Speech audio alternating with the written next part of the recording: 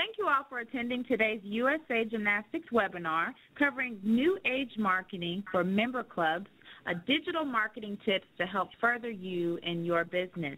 We have as our guest presenters today Randy Sikora, who is the president and owner of Twister Gymnastics, American Twisters, and has done numerous USA Gymnastics competitions in South Florida. Lindsay Gallego has also been a part of the Twisters organization since 2006, and she currently serves as the manager of the online and social media marketing for both Twisters and USA competition. So welcome, Randy Sikora and Lindsay Gallego, to today's webinar. Thank you. Thank you. Okay, we're going to get started now. For the purpose of this webinar, it's going to mainly be focusing on Facebook marketing. But I want to start by taking you back to 1995. I've been a gym owner for over 20 years, and I've got this data from about 20 years ago to share. So in 1995, this was our last year that we participated in any Yellow Page ad marketing, and I'm sure that many of you use Yellow Pages over the years. Now, I don't even think I get a book anymore. But back in 95, we spent $870 a month for a full-page color Yellow Page ad. That's over $10,000 a year. And again, 95 was the last year that we did this. Most of our marketing that we did for our gym focused on direct mail, local papers, and grassroots stuff inside the schools. 1995 was also the year that we bought our www.twistergymnastics.com domain and began building our website. 95 was also the year that we began taking credit cards, probably one of the first gyms in the country that did this. Fast forward to 2005, which was 10 years ago, we were marketing via direct mail, and we started email marketing by purchasing bulk email lists. We discontinued all of our paid print advertising. We also began an auto pay system with credit cards, meaning everybody that signed up for classes had to put a credit card on file. And 2005 was also a significant year because we stopped taking checks. Now let's bring it to today. We do virtually no mail, no U.S. mail. We do send some postcards out to current customers and birthday postcards, but we don't do any marketing, no bulk marketing. We don't do any paid print advertising, zero. We do no bulk email.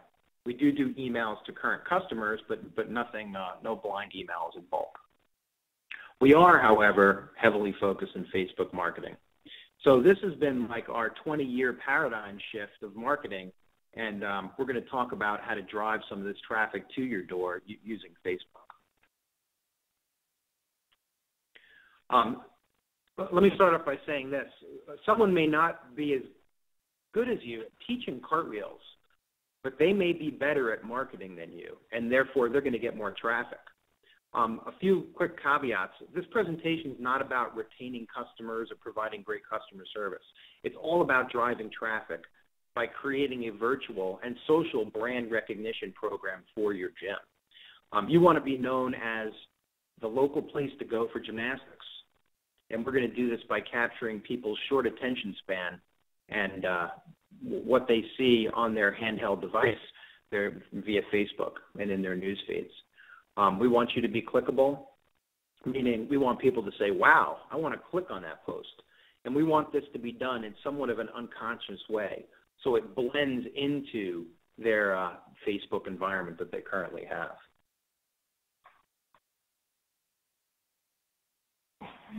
So why Facebook? Why Facebook and not Instagram or Twitter at this point? There are so many social networks out there, and it's so easy to get lost or confused trying to manage them all. Each network has its own language, and what works for Facebook is not necessarily going to work for Instagram or Twitter. And while it may not be true in the future, Facebook is really where our customers are spending the most time, and where we should be spending a large percentage of our marketing dollar today. There are 3 steps to creating what we like to call a contagious Facebook campaign. And by contagious, I mean people are going to want to like, comment, share, and really take action on the post you share with them. The first step that we're going to talk about is to connect with your audience. The second is to spread your story with infectious content. And then finally, create a compelling call to action. Let's talk about connecting with your audience. You have to align yourself with your customer. Find out what they're looking for on Facebook so you can catch their attention by making them laugh, learn, feel appreciated, or escape. Then you're going to build an emotional connection with them by showing them that you really get them. So your ultimate goal in all of this is not to get every parent that sees your post to want to bring their kid into your gym. Your ultimate goal is that when a bunch of moms are sitting around the table at Starbucks, drinking their lattes, getting ready to go pick their kids up at school, that your gym is top of mind when the conversation about after-school activities comes up. You want these moms to recommend you, even if their kids don't go there or have never been to your gym. They're marketing for you and talking about you because a connection has been built through your post, and they know that you understand exactly what they need.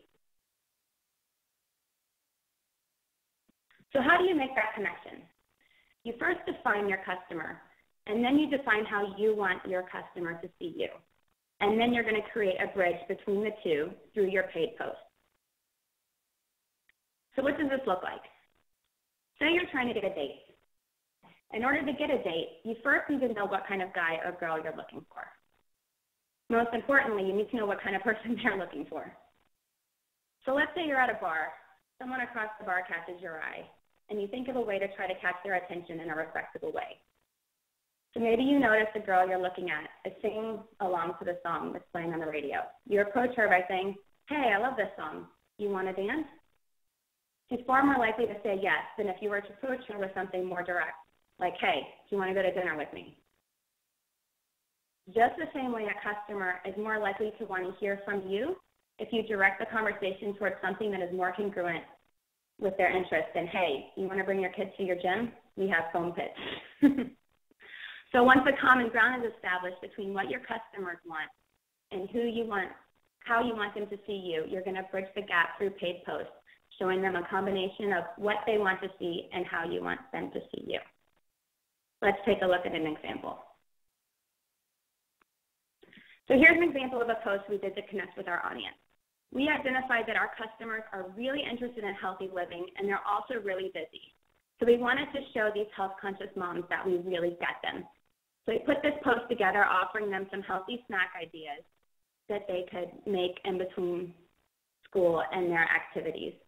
And so we put this picture together and we branded it with our unique hashtags. Our mission at Twisters is to develop happy, healthy, responsible kids. So we created this HHR Kids hashtag to embed that mission in every post that we make. And it also, if someone decides to share this photo, which here 65 people decided to do, when this photo is showing up on other people's newsfeeds, it's branded with our hashtag HHR Kids and Twister Kids. So again, people are seeing that over and over again. So this post had nothing to do with gymnastics, but it's useful to our customers and it shows them that we understand them. So now Randy's going to talk a little bit more about content.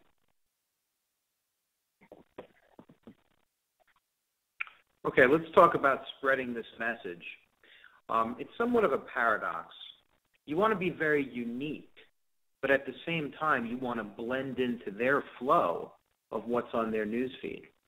So let's talk about how we're going to do this. Most people, when they come to social media, they're doing so to detox from their day or check out what's going on with things that they've determined to interest them. They're not on Facebook to see what you're selling or to find out where to send their kid for summer camp or learn cartwheels. When you're posting on social media, you're competing with someone's newborn baby, someone's child who just hit a winning home run, or someone's breakfast that they had in the morning they took a picture of. So therefore, your content must look the same and sound the same and provide the same value and emotional benefit people are seeking when they come to this platform. So in order to do this, we need to make sure we're boosting our visibility, so we need to create content that we're posting where they're going to interact with it. When I say interaction, I mean they're going to like it, they're going to share it, and they're going to comment on it. So let me say that one more time. Liking it, sharing it, and commenting on it. That's what we're trying to get, because that's what's going to boost our visibility and give us a breath where people are going to be able to see this when it's time for them to take some kind of call to action, which we'll get to shortly. Now, Facebook only allows you to reach 3 to 5% of your fans. And I know everybody has Facebook pages for their gyms, and people like their Facebook page, and they go, wow, I have 10,000 people that like my Facebook page. And that's wonderful. But when you put something on that page, your fans are going to see a small percentage of it. With this caveat, if you create a lot of engagement, and again, engagement is liking, sharing, and commenting on a post, that number will be able to go up organically. When I use the word organic, I mean you're not paying for that to happen. So again, let's talk about this Facebook fan page myth. Everything you put on your fan page will not show up on people that like your fan page. So just make sure you understand that. Again, 3 to 5% is really what the organic reach is going to be just by putting something on there, unless people are engaged. Again, engagement, liking it, sharing it, commenting it. So you have to put content on there that people really like, and they want to be able to like, share, and comment, so you can increase that number. Or the other thing you have to do is pay for it, which we're going to get to. Let's talk about what makes great content. It's got to be authentically native, meaning this is your own branded photos and videos that you do. They must look and sound the same and provide the same value, like we talked about earlier, that people are seeking when they scroll through Facebook. If what you're posting is advertising for your foam pit or your new set of bars or to take a gymnastics class, that's something people aren't going to see as something they're going to like to see on their scroll, their page. We like using unique hashtags, so people hashtag it. Lindsay talked about HHR Kids. We've been using that a lot, and that helps boost some of that visibility. You've got to respect the flow. No one wants to be interrupted. As I said, they don't want to be sold to on their news feed. We want to talk to people while they consume their entertainment, and we want to and hopefully actually become their entertainment, something they're engaging with, like, share, comment. We don't want to interrupt them, so pay attention to your timing. Attempt to replicate the experience your audience is seeking by giving them things that go into that flow. And we want to look at a very specific category. Before you post something, you need to decide, is it a social post, something that people are interested in, something happening? Is it entertaining, something they want to escape to see? Or is it a utility post? You know, people value some kind of service that you're going to be putting out there. Again, not necessarily gymnastics, but maybe it's a countdown to Dancing with the Stars that's going to be on tonight, something like that. Leveraging pop culture, you know, you show your customers you love the same things they do, you're congruent with the things they like, they'll be more apt to engage. Some examples of some leverage pop culture posts, you can do TV shows, music, CrossFit, current sports. I could just mention Dancing with the Stars and Nastia Liukin. That's huge. People love to follow that. One caveat in leveraging, make sure that you're somewhat neutral and or you know your audience, you know your people. You know, in our organization, we tend to stay away from the big three, as we call them. We stay away from politics, we stay away from religion, and we stay away from any real new social issues that are out there. You know, we want to respect our audience and their diversity by not putting that out. So here's a little checklist that I like to use before I click submit on my post. The first thing is the text concise. You want to keep your post to less than 5 lines because you don't want your customer to have to click the little view more to see the rest of your post, because most likely they're not going to click that view more. Is it entertaining? Is it something our audience will enjoy watching? Perhaps information about a topic they're interested in. We also try to ask questions whenever possible to encourage comments on the post. I also think, is it something that's going to make someone feel special? Is it something that's going to make them feel laugh? The more emotion you can evoke from a post, the more likely they are to sit there and think about it for a second, or even better, the more likely they are to click like and share. Also, is it eye-catching? You want your images to be bright, clear, and have happy, smiling faces in them. A picture of your facility empty doesn't really do anything for anyone. Also, like Randy mentioned, add your logo or hashtag onto the image so your audience can easily connect the image with your brand. And again, if they're sharing it, that image and that hashtag are going to be showing up on your friend's newsfeed. Also, when you're posting a photo, square or horizontally aligned photos actually show up best, because if you do the vertical aligned photo, it's going to get cut off on the mobile newsfeed, and you'll have to click on it to view the whole picture. And also, is the call to action easy, which is something we're going to address in the next section. Now we're going to move on and show some examples of content we posted to build relationships. This here was a video we posted to bridge the gap between what we want and our customer wants. You can see the heading that's concise. It's just 3 lines of text, easy for people to read and connect with them what it is. And then we did a video. It's cute, entertaining, and it's thought-provoking, showing them that gymnastics could be the answer to what they're looking for their kids. Let's go ahead and take a look at the video.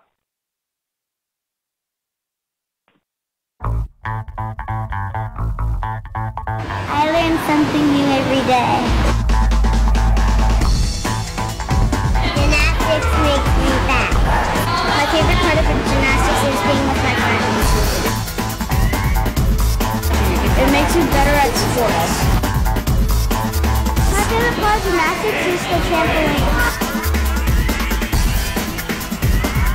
Gymnastics has made me stronger.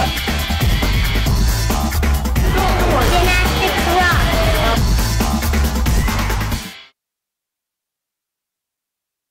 All right, so this video, while it looks very professionally done, we actually shot this ourselves in the gym using a camera, and we used iPhoto to put it together. And, you know, we thought this video was very entertaining, and it also, we didn't say twisters. We have a second version of this video where the kids are saying how much they love twisters. But this video, we didn't necessarily want to show them that twisters was the answer. We just wanted to plant a seed in the parents' mind that gymnastics could be the answer to, you know, making friends and getting better at sports and all of that. So we used this post as a bridge. Let's take a look at the next one. Here's an example of a couple more. And again, there's a lot of trial and yep, right there. There's a lot of trial and error here. A lot of times we'll come up with a post that we think is going to do amazing, and it ends up not doing so well. And then other times we'll come up with something that's kind of borderline experimental. We're not sure how it's going to do, and it ends up performing amazing. So that's the beauty of Facebook too, is you can post something, and if it doesn't perform the way you want it to, you can, you know, post something else and do it a little differently. This first post here, we wanted to evoke emotion and get parents thinking about friendship and think of the friends they made doing sports growing up and connect that with how their kids could make good friends in gymnastics. This other one here, we wanted to post something useful, and we posted an article about the benefits of gymnastics that have nothing to do with gymnastics, and that created a good amount of engagement. Let's go ahead on to the next one.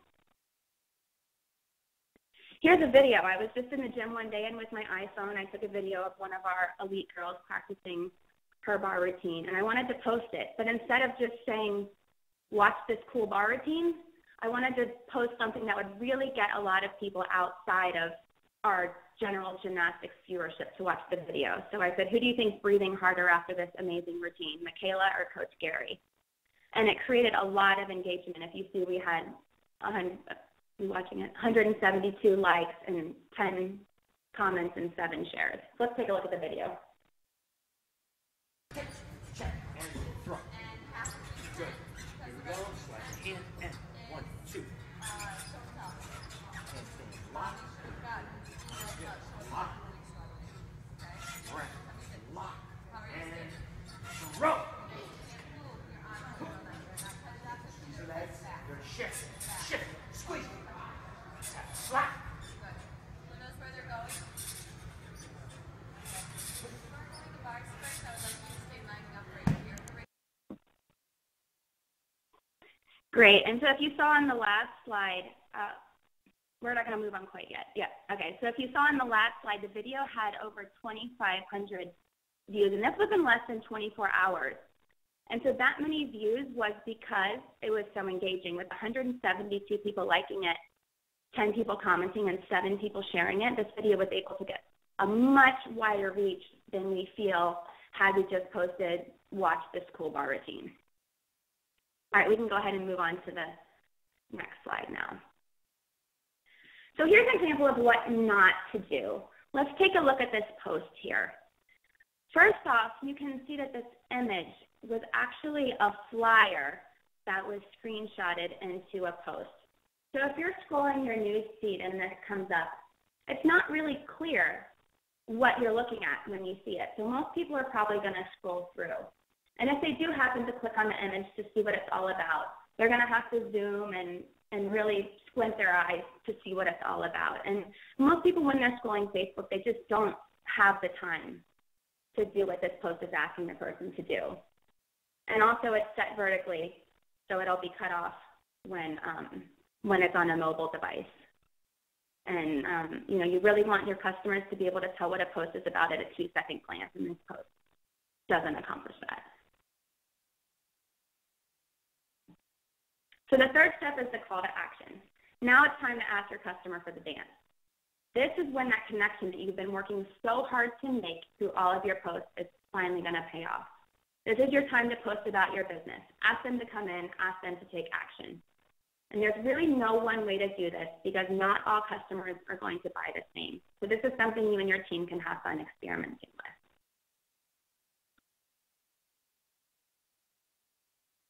So how does the call to action work? You're going to post an offer, and then you're going to pay to promote it so that your offer will go directly to those customers that match the characteristics you define within your geographic radius. This is when you post something in the bottom right corner, it says boost.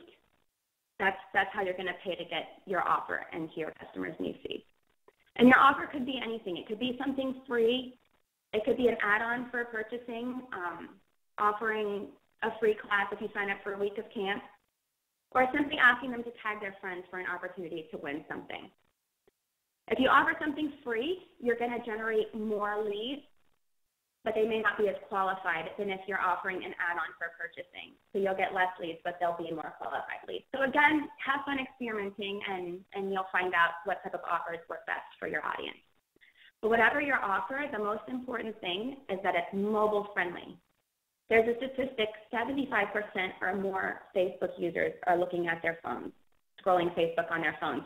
But in actuality, in a post that we did and the results we're about to show you, it was actually 90% of people that clicked on our post were clicking from their phone. And then you're going to want to point your offer to a landing page where they can get more details on the offer. This way you can keep the post very short and very sweet without giving enough details. Just enough detail to make them want to click to go to the landing page to find out more details about your offer. And then finally, you want to pay attention to timing. If you're going to do an offer, you want to do it during a time of year where you need a boost, not necessarily during a time when registrations are already flowing in. So let's look at some examples of call to action. Here's a promotion we did during the Super Bowl. The Super Bowl is clearly the world's most watched sporting event, and our customers are very interested in it. So we thought, why not use the Super Bowl as a platform for a fun call to action, because it's going to blend right in with the Super Bowl content they're already excited to see. This way we can kind of become part of the same song they're already listening to. So first, let's look at the bright, clear image. It connects gymnastics with football, with what they're already, everything in their news feed is kind of about football this time of year. And then a short link directing customers to our offer, and then a short 2 lines of text just kind of telling them, what they're going to click to go see. And this offer ended up doing very well for us. Let's take a look at the next one. Here are the stats of a free 2-week class promotion we did. This was literally, we just gave away free 2-week class passes to anybody that wanted them, and then we converted them into customers. We spent $200 on this, and for that $200, we were able to reach over 15,000 local moms. And as you see, we asked them to share the post, so we got 47 shares, 116 likes, and 7 comments, which really, this spread throughout our town very quickly, and we generated a ton of leads. I think it's a $200 well spent. You can go to the next one. Now, again, we said there's a lot of trial and error on these posts. Here's what happens when you try to get a free drink. This is a post where we followed almost all of the rules that we've gone over, yet we got 0 results because we did not pay to reach our audience. Facebook is very smart, and Facebook is out. They want to get your advertising dollar. So it's not really designed for people to get results from posts that are neither compelling connection posts or paid calls to action. So you'll see we followed all the call to action rules, but we had 5 likes, 3 of which were employees, and the other 2 likes, Randy and myself. So let's take a look at the next one, which is what a successful campaign looks like. First, you connect with your audience with something they're interested in, which is what we did here with the healthy snacks post. Then we created a bridge showing them something they're interested in and connecting it to something we're interested in. And then we finished it off with the call to action. So it's connect, bridge, call to action. And now Randy's going to go over the results of this campaign.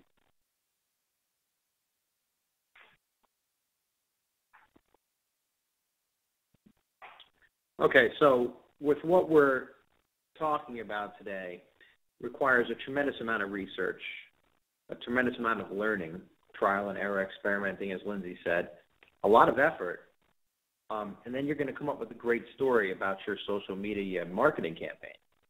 However, without any results, it's purely activity without achievement. So we're going to talk about some objective reality here, measuring the results that we got. You see there on the screen.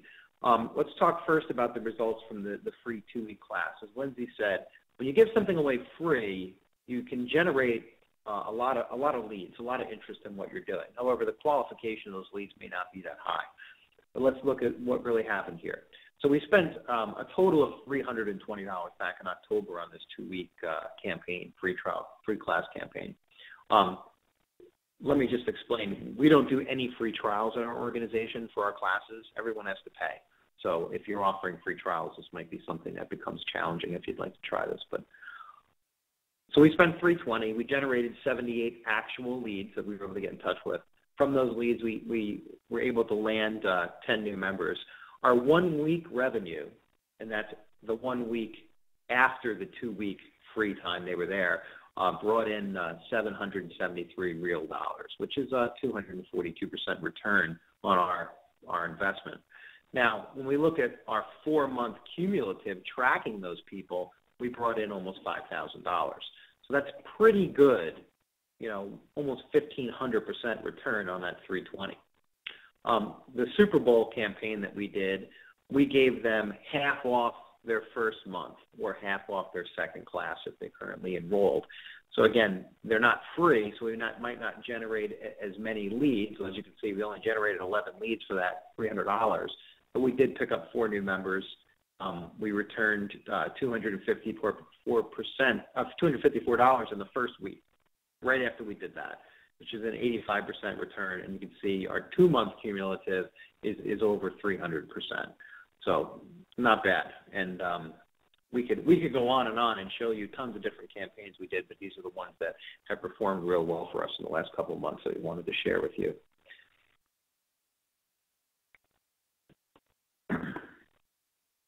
Okay, this is important.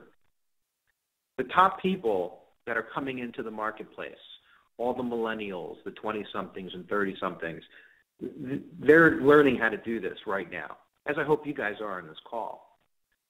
These people are going to be competing against you in doing this. As I said earlier, the best cartwheel isn't necessarily going to win. So you've got to get, into this social media marketing, and like we're using Facebook for the example of what we've done. Research, learn, steal what we've done and adapt it and make it your own. Experiment it. And most importantly, measure your results. A few things. Facebook allows you to have a very finite budget. You can tell them we're going to spend up to $200 for the next 3 days. Make sure you keep these budgets small, because if you see that something isn't working, you can adapt before you've blown through all your money that you budgeted for a campaign. Measure what you're doing. Get your staff on board. Get your office staff on board. If you can't measure what you're doing, you're not being able to manage it. I know everybody uses class management software. You could put some kind of referral code in, or you can keep a tally list at the front desk of people that call or you reach out to. But you need to be able to measure this, so you can see what works and what doesn't, so you can repeat it or you can change it. In Facebook, you really do have to pay. And as Lindsay said, you have to boost your posts in order to get the best return. Keep your boosts small and see what works. And if it's really working, then you can try it again and you can reboost it with a little bit more money. You want to be able to authentically connect with your congruent market. Don't go after the Mercedes customer if you're a Chevy. And I don't mean that to insult anybody. Make sure you're marketing to the demographic of people that want to come to your gym. So we try to keep things very zip code sensitive. We try to keep things within 7 miles. If they're outside of 7 miles, we really don't go after them, because it's a tough campaign in our area. So know your radius and try to stay within that.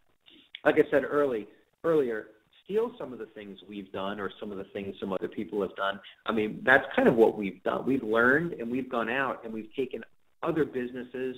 We've used the health club industry. They're pretty progressive, and we've taken some of the things that they've done and adapted it to be able to create some of these campaigns. We have a couple of books up here for some continued learning, a couple of books we've read that are really good, that have helped. Our contact information's up there as well. Would love to hear what your results are on trying this. We're doing a presentation for USA Gymnastics National Congress, and we have a couple more campaigns and some other things we're going to put together for it. But gosh, if you can get better results than us, we'll certainly feature some of the campaigns that you've done as well. So our contact information is there, so you can email Lindsay at twistergymnastics.com and share some of the results of what you've done. Or if you have any input for us, we're welcome to hear it, and we can probably turn it over to some questions now. Perfect. And Randy, thank you. Lindsay, thank you both for the wonderful presentation today's webinar. We don't have any questions at this time, but you can send your questions to us directly. You can send your questions to Lindsay at twistersgymnastics.com, or directly after logging out of this webinar, you can respond to the survey with any specific questions that you have over the New Age marketing. This is really great information and material for this millennial age that we're in. So again, thank you, too, for doing the presentation today. Okay, thank you. You're welcome, and we will see you at our next webinar. USA Gymnastics, begin here, go anywhere.